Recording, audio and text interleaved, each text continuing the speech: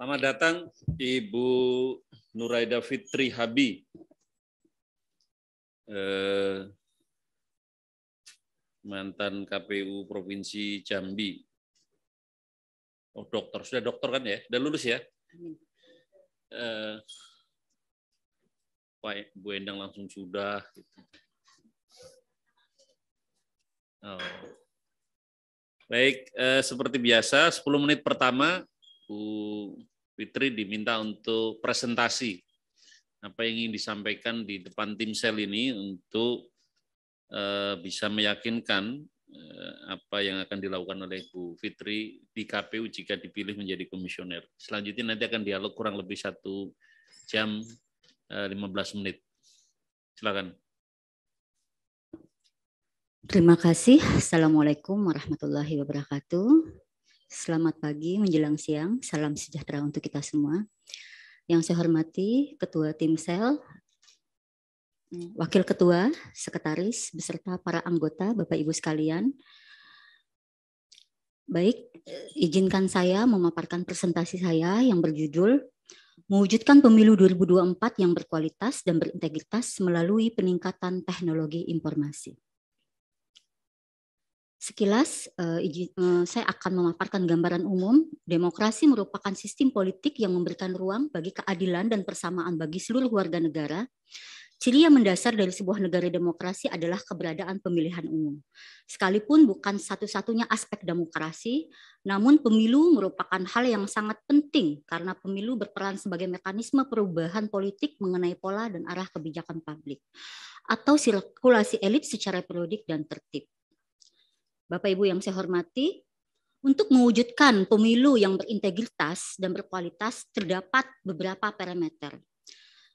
Pertama, saya akan membahas terkait dari sisi isu penyelenggara.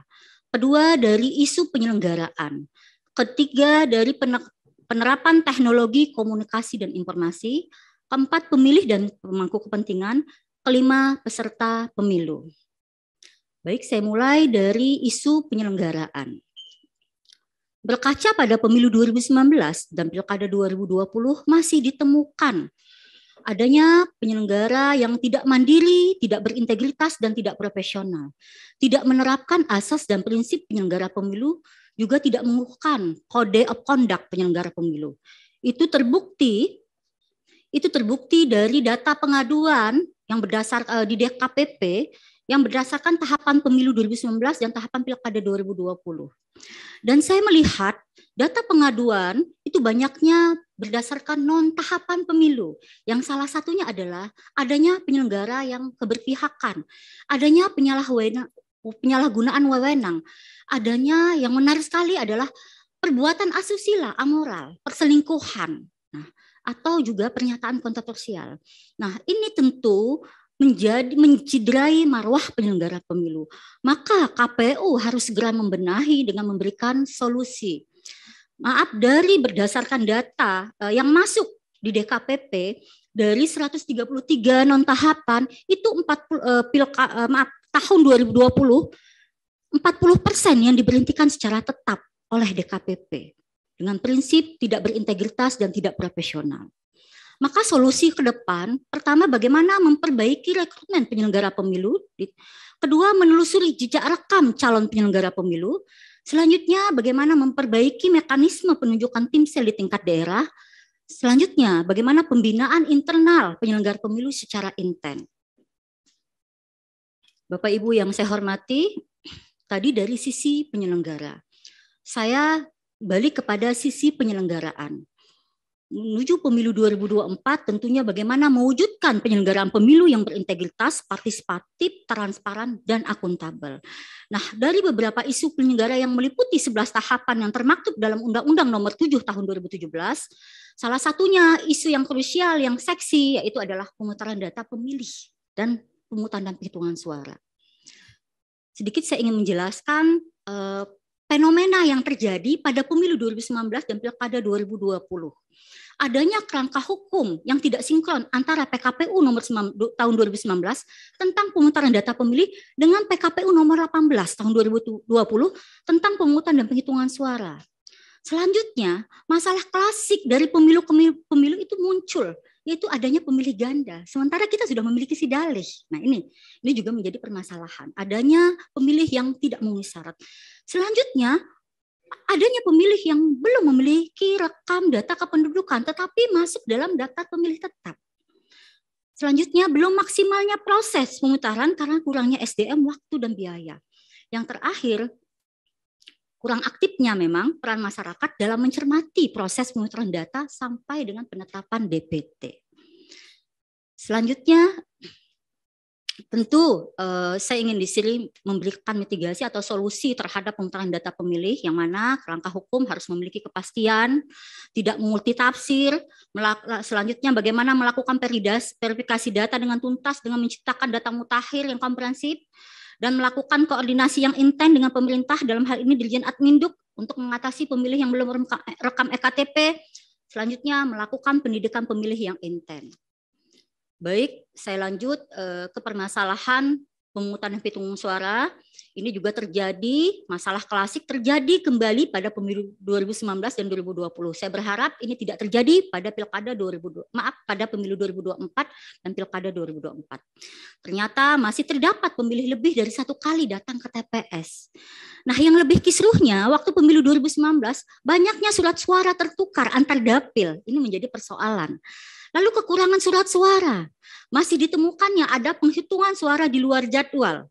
Lalu ketidakpahaman penyelenggara pemilu di tingkat bawah terhadap teknis penyelenggaraan di lapangan. Ini menjadi persoalan yang sangat penting waktu pemilu 2019 dan pilkada 2020. Tentu kita berharap KPU memberikan solusi, salah satunya bagaimana pemahaman demokrasi langsung itu tidak boleh diwakilkan kepada siapapun. Selanjutnya, memberikan pemahaman akan tahapan penghitungan suara, mengatur untuk sehingga tidak terjadi lagi penghitungan di luar jadwal. Lalu memberikan bintek terkait hak-hak pemilih dan peserta pemilu, lalu bagaimana memberikan pemampatan teknologi informasi pada hari pemungutan suara. Selanjutnya, terkait inovasi penerapan teknologi komunikasi dan informasi. Di sini saya memiliki terobosan dan gagasan terkait teknologi komunikasi informasi, masalah terkait digitalisasi absensi kehadiran C7. Yang mana, mengapa digitalisasi absensi C7 ini sangat penting? Pertama adalah untuk penguatan kelembagaan. Saya melihat ini yang menjadi persoalan di Mahkamah Konstitusi di saat Pilkada 2020, di mana KPU tidak dapat menghadirkan absensi. Yang mana juga menjadi persoalan adalah yang menjadi persoalan pasangan calon bahwa tidak hanya mempermasalahkan perolehan hasil, tetapi proses yang terjadi di saat pemungutan dan penghitungan suara. Salah satunya adalah orang yang datang ke TPS. Nah, KPU harus membuka kotak suara karena absensi itu adanya di dalam kotak suara. Sementara KPU tidak memiliki digitalisasi absensi. KPU hanya fokus pada perolehan hasil, padahal saling berkaitan, saling beririsan. Saatnya KPU memiliki digitalisasi POM C7 untuk transparansi. Bagaimana publik bisa mengakses, peserta pemilu juga bisa melihat. Karena untuk memetakan persoalan pertama, KPU bisa melihat sasaran untuk melakukan sosialisasi. Misalnya siapa saja yang datang ke TPS dengan BNMB address-nya. 2 menit lagi. Siapa saja yang datang ke TPS, BNMB address-nya, ya kan? Bukan hanya jumlah laki-laki dan jumlah perempuan. Selama ini kan di dalam Sirakap hanya jumlah laki-laki dan jumlah perempuan. Tidak mengetahui BNMB address-nya. Nah, itu salah satunya. Untuk sasaran penguatan kelembagaan, untuk juga transparansi, untuk juga pemetaan sosialisasi sehingga sosialisasi tepat. Begitu juga untuk memudahkan peserta pemilu untuk melakukan sosialisasi, memberikan pendidikan pemilih. Selanjutnya, aplikasi yang terintegrasi dan mudah diakses publik. Kita berharap sudah saatnya, karena zaman milenial, KPU sekarang berubah menjadi digitalisasi, seperti misalnya Gojek, Grab, kita sangat mudah membuka, semua ada. Bagaimana KPU juga bisa seperti itu. Nah, saya juga mengapresiasi kinerja KPU selama ini, terkait adanya sidalih ya, semakin lama semakin baik. Namun memang perlu penyempurnaan karena sidalih itu masih ada permasalahan-permasalahan. Salah satunya kenapa adanya masih data ganda. Padahal sidalih ini kan untuk mendeteksi data ganda. Nah, ternyata sidalih belum ada fitur untuk mendeteksi pemilih ganda lintas kabupaten kota. Nah, ini perlu dihadirkan dalam fitur tersebut. Selanjutnya, seandainya saya ingin pindah milih pada hari H, ternyata itu belum terintegrasi dengan sidalih, ya kan? Sehingga tidak kelihatan, tidak ada fitur pindah milih untuk di sidalih. Nah, sudah saatnya KPU memiliki itu. Selanjutnya, KPU juga, sidalih juga tidak bisa mendeteksi pemilih di bawah umur. Nah, sudah saatnya KPU juga memilih fitur itu. Dan belum ada panduan kerja untuk operator dan komisioner. Nah, inilah yang menjadi persoalan. Terkadang komisioner di bawah itu tidak paham akan sidalih. Mereka hanya memberikan sebuah keputusan tetapi tidak tahu sidalih. Sidalih dibebankan kepada operator. Mari komisioner, operator semua saling bersinergi. Bagaimana bisa menuntaskan pemungutan data lebih akurat dan mutakhir dan komprehensif tentunya. Selanjutnya terkait inovasi teknologi komunikasi ini terkait Sirekap. Saya juga memberi apresiasi kepada KPU ya sudah membuat terobosan Sirekap yang mana Sirekap ini persis sama dengan kawal pemilu. Kebetulan saya waktu pemilu 2019 menjadi pemantau, jadi kami memiliki kawal pemilu. Jadi mekanisme Sirekap ini adalah memoto hasil C2 plano. Kalau sekarang C hasil seperti itu, lalu dipoto nanti dikirimkan seperti itu dengan dipoto offline baru dikirimkan melalui online seperti itu. Nah, mekanisme kinerja seperti itu. Tetapi jika ada kesalahan, maka nanti yang memfilter itu adalah bukan mobil, tetapi web ya, namanya Sirekap web yang ada di kecamatan maupun di kabupaten kota. Nah, terkendalanya pada hari H Sirekap ini pada tidak bisa aktivasi itu. Waktunya habis. Masih berapa lembar? Enggak banyak sih. Oke, pelan-pelan. Enggak banyak. Naik lagi seperti halaman yang tadi. Oke, ya. Oke. Itu salah ini satu. soal penerapan teknologi. Biar saya yang menggantikan. Ya, siap. Penerapan teknologi komunikasi dan informasi. Ini ada permasalahan mengisi rekap, kemudian solusi permasalahannya. Lanjut. Oh belum. Kembali ke halaman tadi. Ya. Dah, oke. Halaman berikutnya, inovasi Sirekap. Aktivasi tidak hanya Telegram, bisa pakai SMS, link web maupun alternatif lain. Perlu ada penguatan server, perbaikan aplikasi, perbaikan untuk menu kesalahan foto. Pak Chandra sudah? Oke, lanjut. Pemilih, sosialisasi, pendidikan, dan literasi politik. Terus, peserta pemilu, isu yang sering terjadi, isu SARA, politik uang, black campaign, dan negatif campaign. Terus, terima kasih. Bapak Ibu, tadi sudah disampaikan oleh calon KPU, meskipun belum selesai memberikan presentasinya, tapi kita konsisten bahwa hanya 10 menit presentasinya. Silakan Bapak Ibu sekalian yang mau mendalami. Pak Chandra. Minta dibuka halaman pertama. Halaman pertama pasti judul, mungkin halaman kedua.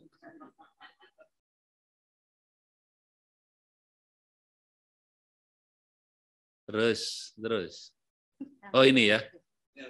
Ini pertama. Oh Bu Betty. Silakan Bu Endang.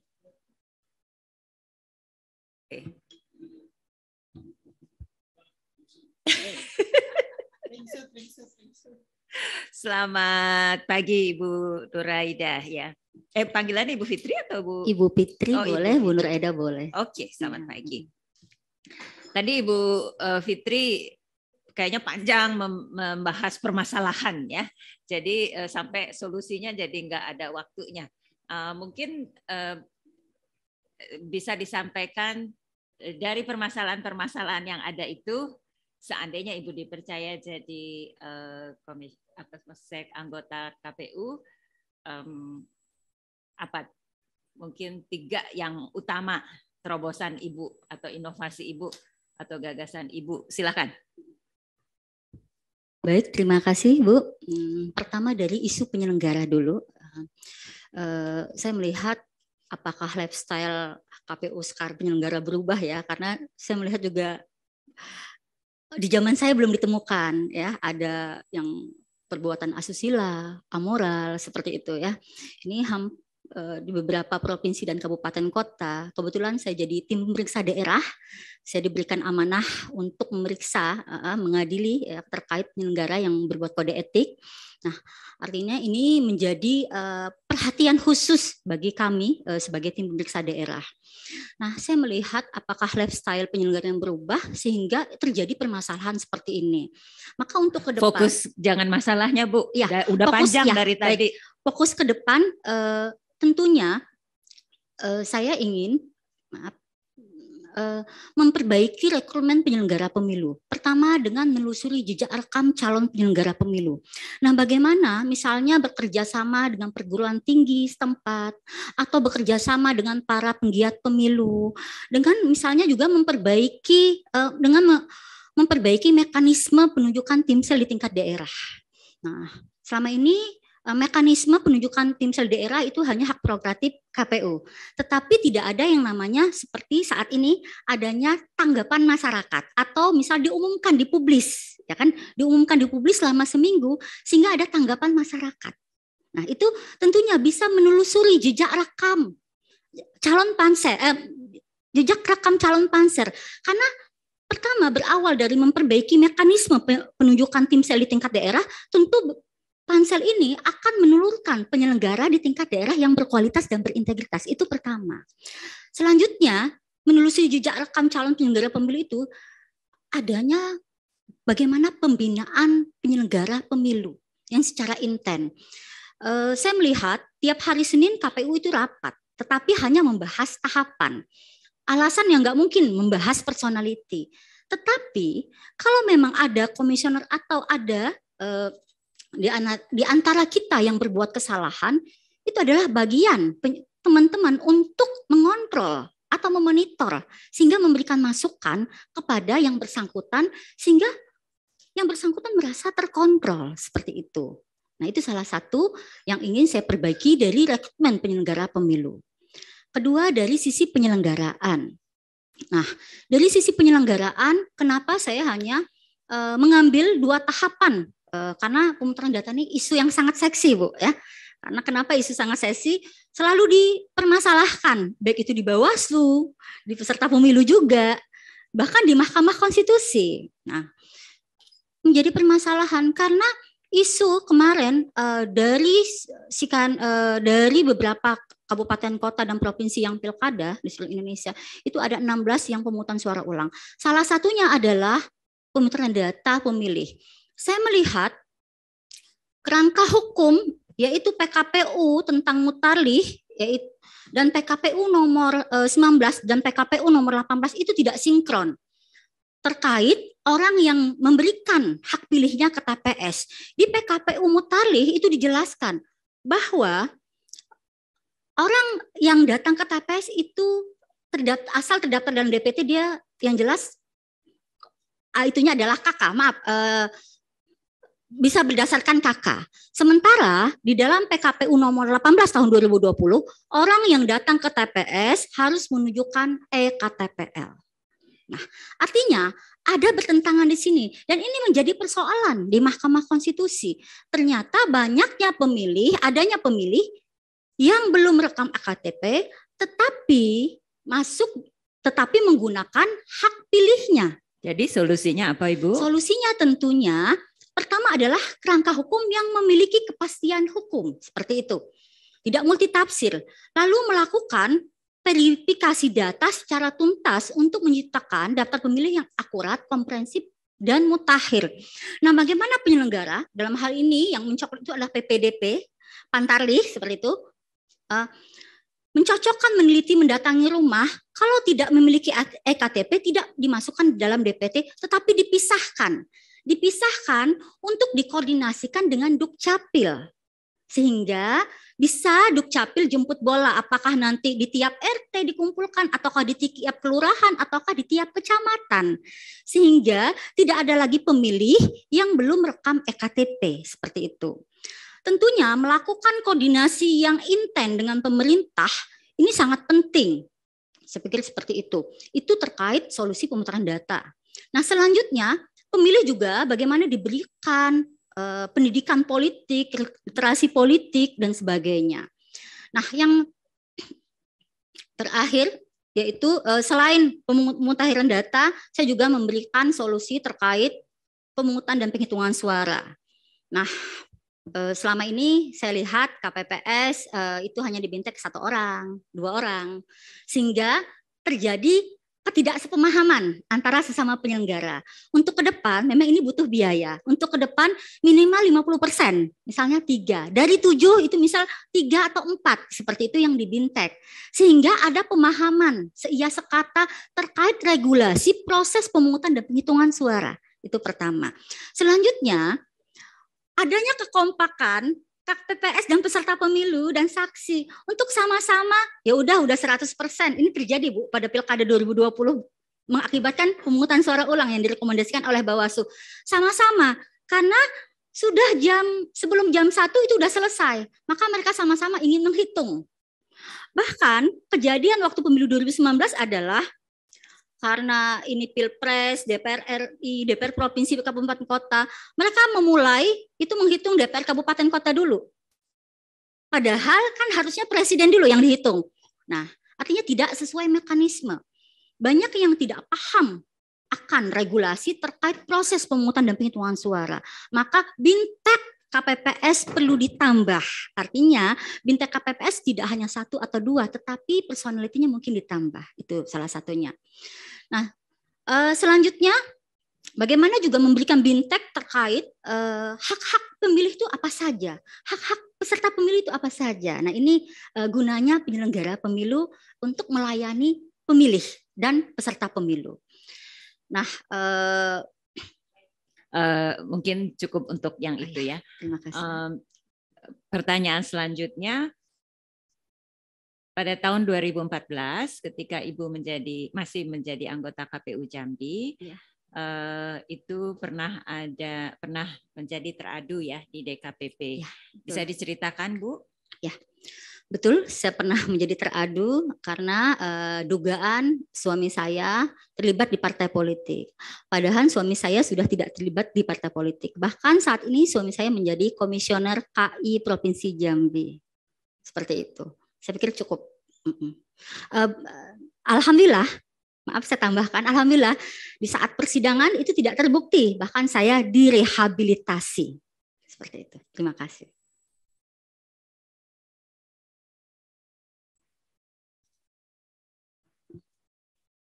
Jadi suami Ibu waktu itu menjadi kuasa hukum salah satu partai. Betul. Okay. Boleh saya menjelaskan? Ya. Ya, salah satu permasalahan yang dilaporkan selain terlibat di partai politik, suami saya juga dibilang menjadi advokasi, ya kan? Lawyernya pasangan calon.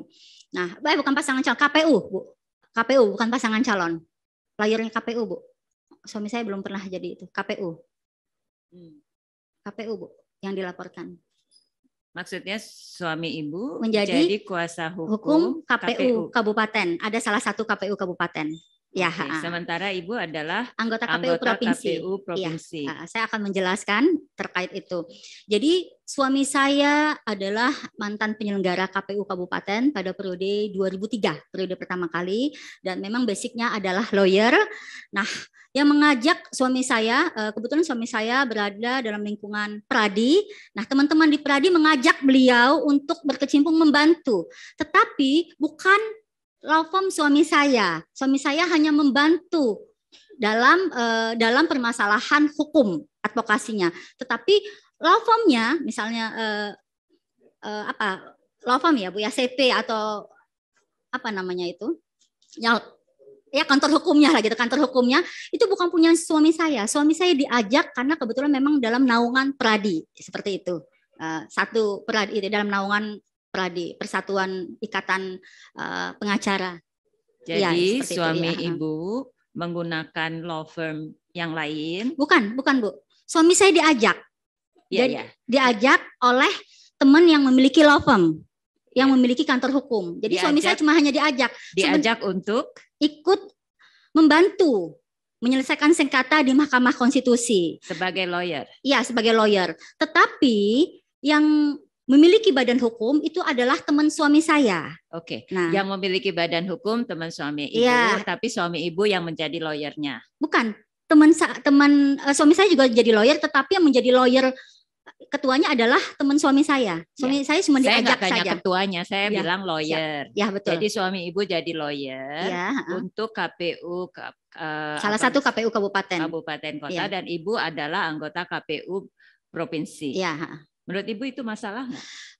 Saya sudah memperingatkan, jujur saja saya sudah memperingatkan siapa? Memperingatkan suami saya bahwa ini, tetapi suami saya juga di belakang layar membantunya, Bu. Tidak di depan forum. Suami saya membantu di. Kalau di belakang layar itu masalah atau tidak? Ini untuk membantu KPU dalam bersengketa. Artinya tidak ada konflik interest di sini, saya lihat kan, dalam membantu KPU untuk mempertahankan keputusannya seperti itu. Suami Ibu dibayar? Dibayar, tetapi tidak dari KPU-nya, tetapi mungkin dari temannya seperti itu. Temannya dibayar oleh KPU? Ya, betul, karena temannya yang bekerja sama dengan KPU seperti itu. Jadi KPU membayar temannya Ibu dan temannya suami Ibu, dan teman suami Ibu membayar suami Ibu. Seperti itu kira-kira. Tetapi saya tidak tahu. Ada konflik of interest nggak di situ? Saya melihat dalam hal ini masih dalam hal wajar, karena suami saya juga tidak di depan publik ya itu, dan juga membantu dalam penyuksesan penyelenggaraan pemilu yang artinya mempertahankan keputusan KPU. Namun itu juga sekali, Bu. Artinya ya seperti itu. Baik, cukup dari saya. Silakan Bu Endang. Pak Ketua. Ada ya, oke. Pak Sekretaris saya jadinya Bu Fitri, Mbak Nur Fitri Habi, ya. Nuraida ya, Nuraida. Mbak Fitri kalau saya manggil. Sebelumnya saya mengucapkan selamat dulu. Terima kasih, Bu. Karena sudah masuk di 28 besar. Dan hari ini kita akan berdiskusi menggali pokok-pokok pikiran, konsep-konsep yang Mbak Fitri tawarkan ketika nanti menjadi anggota KPU RI ya, dan itu yang menjadi bagian dari apa yang akan kami nilai dari Timsel. Nah, Mbak Fitri, kita kalau memperhatikan di 2024 itu kan pemilu yang sangat kompleks ya. Kemudian tidak hanya pemilu serentak legislatif dan presiden, tetapi juga ada pemilihan kepala daerah serentak yang lebih dari 500 daerah secara bersamaan. Menurut Anda gitu ya, ketika Anda nanti terpilih, hal-hal apa yang perlu segera dilakukan? Ya, begitu dilantik gitu, kira-kira apa yang perlu segera dilakukan dan diselesaikan oleh KPU terpilih? Baik, terima kasih. Yang pertama terkait langkah-langkah menuju ya kan membangun istilahnya pemilu 2024 yang berkualitas dan berintegritas. Yang pertama tentu tadi saya akan konsolidasi dulu bersama para penyelenggara ya kan. Itu pertama, koordinasi, konsolidasi, dan yang kedua adalah kita konsen tadi pada isu penyelenggara, konsen isu penyelenggaraan tadi yang sudah saya jelaskan, dan ketiga yaitu terkait inovasi. Salah satu inovasi masalah penerapan teknologi informasi, teknologi komunikasi dan informasi. Nah, di sini saya ingin menghadirkan digitalisasi absensi kehadiran C7 itu. Ini yang menjadi persoalan. Sebentar. Jadi supaya lebih lebih implementatif ya Mbak. Ya. Maksud saya ketika Anda terpilih ya kan, sudah dilantik, kemudian tadi satu melakukan konsolidasi dengan sesama teman-teman yang sudah terpilih penyelenggara gitu ya. Mungkin juga dengan teman-teman di provinsi kabupaten ada konsolidasi lah gitu. Terus apa saja yang menurut Anda harus segera dilakukan, meskipun ini kan kolektif kolegial ya, tapi Anda kan sebagai anggota itu kan memiliki ide juga ya, memiliki usulan atau mungkin setidaknya dalam benak Mbak Fitri. Ya, umpamakan aja nih Mbak Fitri dilantik gitu kan. Nah, langkah-langkah apa yang harus segera dilakukan yang dalam pemikiran Mbak Fitri Anda potret sekarang itu kan sudah melihat ya dinamika sekarang yang terjadi. Pak saja misalnya gitu. Tadi konsolidasi udah oke. Kemudian apa lagi yang mungkin kita batasin aja lah dalam 100 hari atau dalam 1 bulan atau 3 bulan begitu kira-kira apa saja yang perlu segera dilakukan gitu ya. Terima kasih. Iya, betul. Pertama tadi dari sisi konsolidasi, baik itu sesama anggota maupun secara nasional, dan juga konsolidasi bersama sekretariat. Itu tidak kalah penting karena sekretariat bagian dari penyelenggara pemilu. Bagaimana sekretariat bisa bersinergi dengan penyelenggara sehingga bisa mewujudkan pemilu yang berintegritas dan berkualitas. Itu pertama. Kedua, tentu membenahi sisi masalah-masalah yang terjadi di saat pemilu 2019 dan pilkada 2020. Salah satunya yaitu dari sisi penyelenggaraannya. Maka saya sangat konsen terkait tahapan-tahapan yang menjadi isu krusial. Salah satunya adalah pemutaran data pemilih. Nah, tentu segera dibenahi. Saat ini data berkelanjutan lagi berlanjut. Nah, tentu bagaimana dibenahi? Yang TMS, yang meninggal itu segera diperbaiki sehingga semua terintegrasi dengan Sidalih. Karena Sidalih ini masuk dalam payung hukum. Segala sesuatu melalui Sidalih. Jadi pemilih tidak bisa manual saat ini. Segala sesuatunya melalui Sidalih.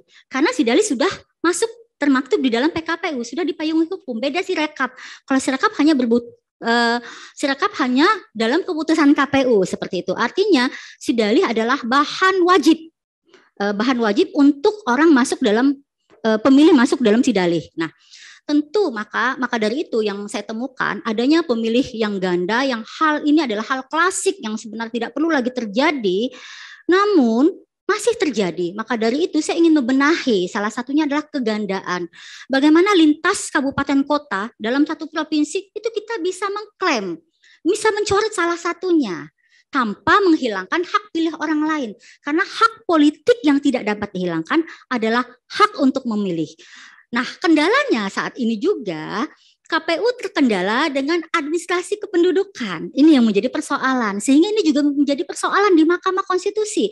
Bahkan di saat Pilkada 2020 itu menjadi PSU, salah satunya Provinsi Jambi, Kalimantan Selatan, dan beberapa kabupaten kota lainnya.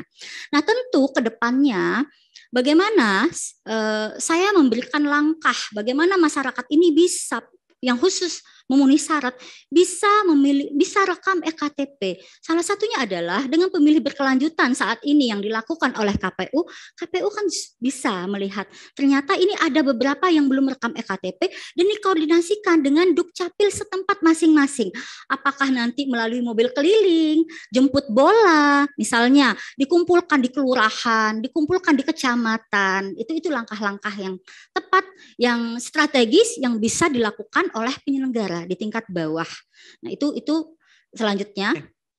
Selanjutnya tentunya selain tadi kegandaan ya pemutaran data, saya juga karena tahun depan juga akan berganti penyelenggara, tentu konsen dengan bagaimana rekrutmen penyelenggara. Saya melihat ada hal yang sangat aneh di sini. Sudah disampaikan ya, saya kira. Oh ya, udah kan tadi ya, sama dengan yang tadi disampaikan ya betul, berarti. Ya, terkait dengan tahapan Mbak ya. Kira-kira bagaimana Mbak Fitri ketika memikirkan konsep tahapan pemilu 2024 yang akan datang gitu ya. Ini kan agak krusial juga untuk segera tetapkan. Maksud saya tadi itu sebenarnya saya inginnya saya melihat itu. Terus ada hal yang menarik tadi yang saya dengar, ada konsolidasi antara komisioner, antara KPU dengan sekretariat supaya ada persamaan persepsi gitu ya.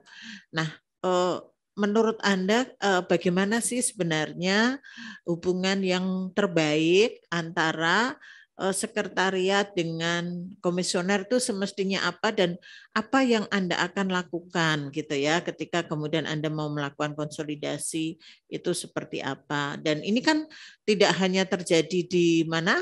Di pusat ya, di daerah itu juga terjadi begitu. Nah, seperti apa semestinya gitu, Mbak?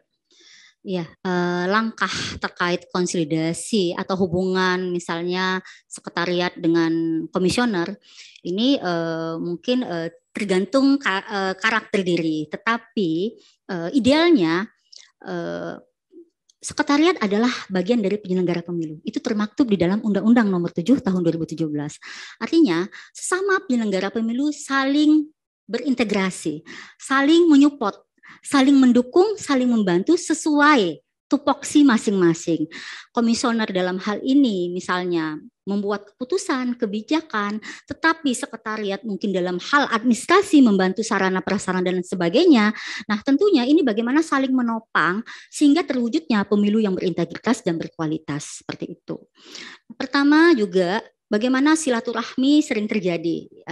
Artinya tatap muka, mungkin juga ada komunikasi persuasif yang dilakukan komisioner dengan sekretariat, adanya pembinaan internal juga sehingga hubungan bisa harmonis dan bisa hangat. Saya pikir seperti itu. Nah, harmonis dan hangat. Yang satu tadi Mbak menyampaikan ya kalau nggak salah ini kan setidaknya Anda juga memahami hukum karena hukum syariah kan ya, syariah ya. Kemudian jurusan syariah, maksudnya syariah itu kan hukum gitu. Ini Anda tadi menyampaikan bahwa bagaimana kita membuat kerangka hukum yang memiliki kepastian hukum dan juga tidak multitafsir dan progresif. Dalam hal ini apa yang Mbak maksud dengan hukum yang progresif itu? Baik, progresif sinonimnya itu regresif, mundur ke belakang, progresif berarti ke depan lebih visioner. Nah, artinya bagaimana KPU itu memiliki kerangka hukum yang memiliki ke depan, yang visioner, yang memberikan sebuah keadilan. Saya melihat seperti ini. Ada beberapa hal yang terjadi waktu pemilu Pilkada 2020 dan pemilu 2019 antara KPU dan Bawaslu. Maaf sekali lagi tidak ada maksud untuk mendiskreditkan lembaga masing-masing. Namun saya melihat di sini ada ego sentral diakibatkan adanya kerangka hukum yang saya bilang belum progresif dan mungkin belum progresif. Seperti ini.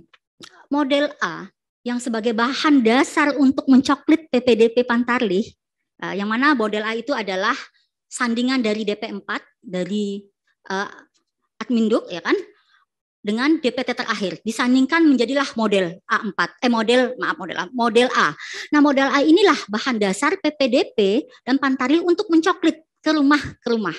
Tetapi Bawaslu meminta juga model A, namun ada surat edaran KPU tidak boleh diberikan ke Bawaslu. Sehingga ini menjadi persoalan kisruh di daerah, Bu. Di tiap tingkatan.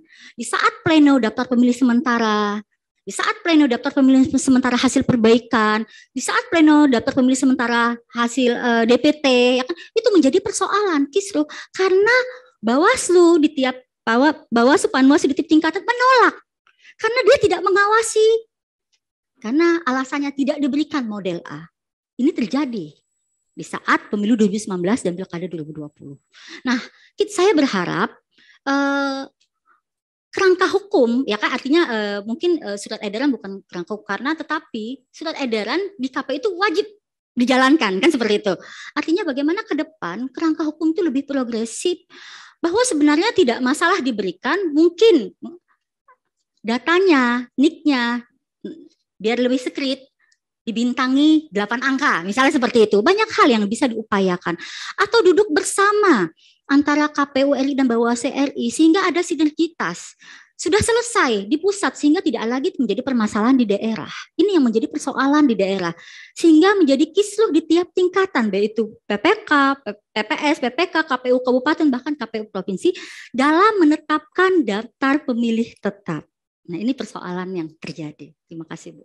Oke, terima kasih Mbak Fitri. Saya kira cukup Pak Ketua. Terima kasih Bu Endang. Pak Chandra, silakan. Ya, saya sebenarnya nggak bertanya ya. Mbak siapa namanya? Nuraida ya, Mbak Fitri ya. Fitri, ya. Ya, masalahnya sudah bisa ya, identifikasi masalahnya cukup banyak ya. Ya, tinggal masalah bagaimana menyelesaikan masalah itu aja sih. Ya, beberapa sih yang ditanya Bu Endang ya, apa itu hukum progresif gitu ya. Ya, mungkin ya, oke. Perlu diskusi lebih lanjut lah kalau menyelesaikan masalah itu ya. Oke, makasih.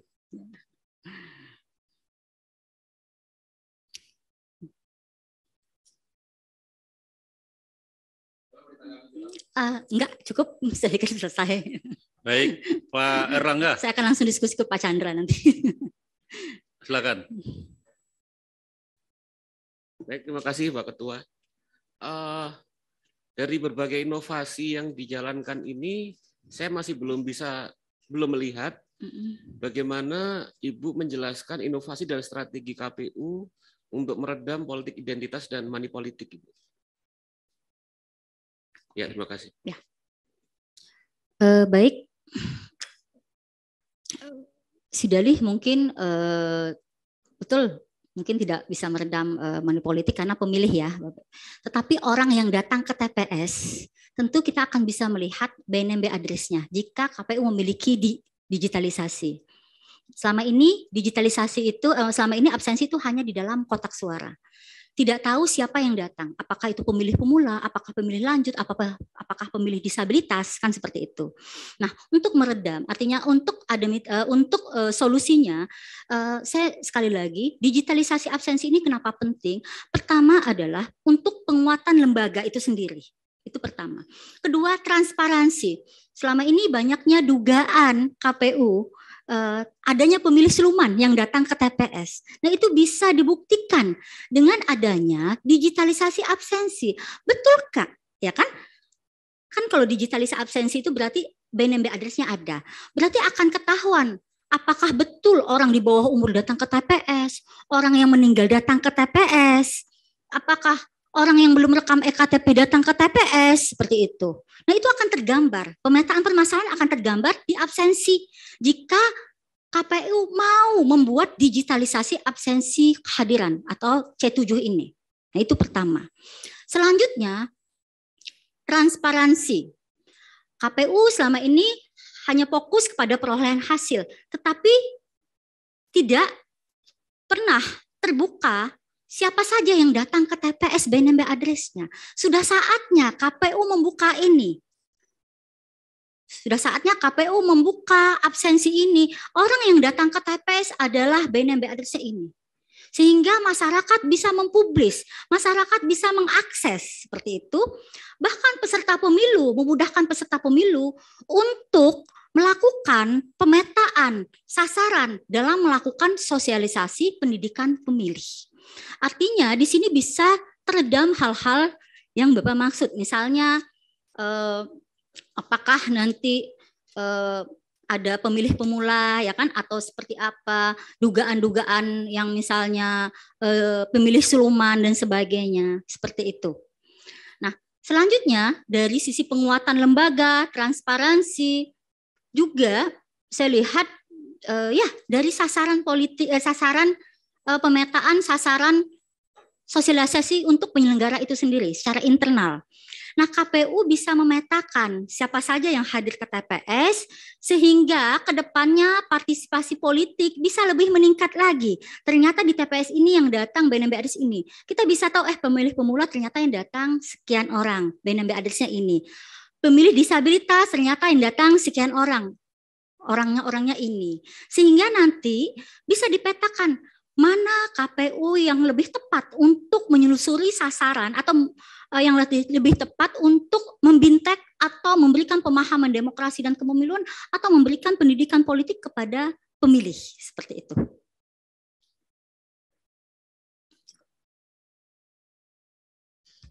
Cukup Pak Erlangga, masih ada? Baik, Pak Handwi, silakan Pak Handwi. Terima kasih Pak Ketua.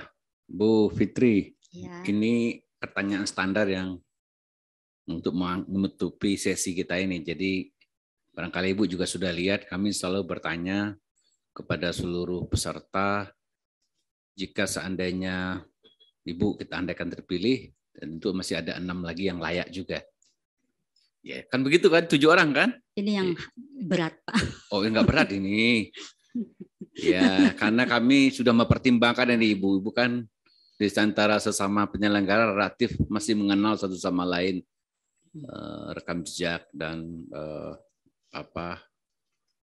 kiprah dan seterusnya lah, pengetahuan, dan setiap orang mungkin bisa memberikan penilaian dan sebenarnya apresiasi sih sebenarnya. Kita melihat apakah orang bisa mengapresiasi orang lain yang menurut dia memang pantas.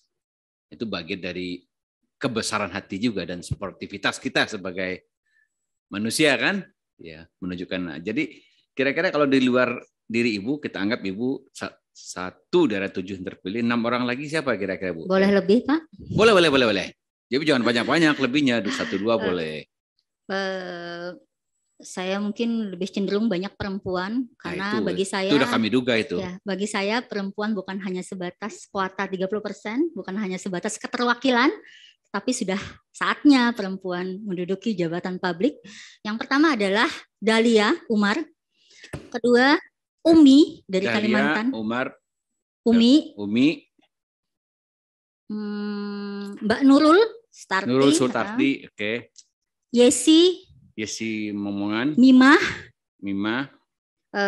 Boleh nambah laki-laki Pak? Ya boleh lah. Hairul Anam dan Iwan Rompo. Mungkin incumbent 1 Firian. Ya. Makasih Ibu Fitri. Terima kasih. Balikin Pak Ketua. Baik Pak Hamdi Muluk yang sudah memberikan pertanyaan terberat dari setiap calon. Jadi yang lain remeh katanya, tapi kalau pertanyaan ini berat ini. Masih ada lagi? Kalau enggak cukup ya? Oh masih ada, silakan. Saya mau konfirmasi saja Bu. Apa Ibu pernah diadukan terkait kasus plagiat? Belum pernah Pak, belum pernah sama sekali. Belum pernah ya? Belum pernah, saya belum plagiat apa. Plagiat apa terkait ada tulisan ilmiah begitu? Enggak ada, sama belum sekali pernah, tidak ya? Iya, belum. Enggak ada sama sekali. Oke, makasih. Ya, terima kasih. Baik, makasih Prof. Edi. Bu Fitri cukup ya, kira tadi sudah melakukan pendalaman dari teman-teman tim seleksi dan kita cukupkan sampai di sini. Terima kasih. Terima kasih Ketua, Wakil Ketua, Sekretaris beserta anggota. Assalamualaikum warahmatullahi wabarakatuh. Selamat siang, salam sejahtera untuk kita semua.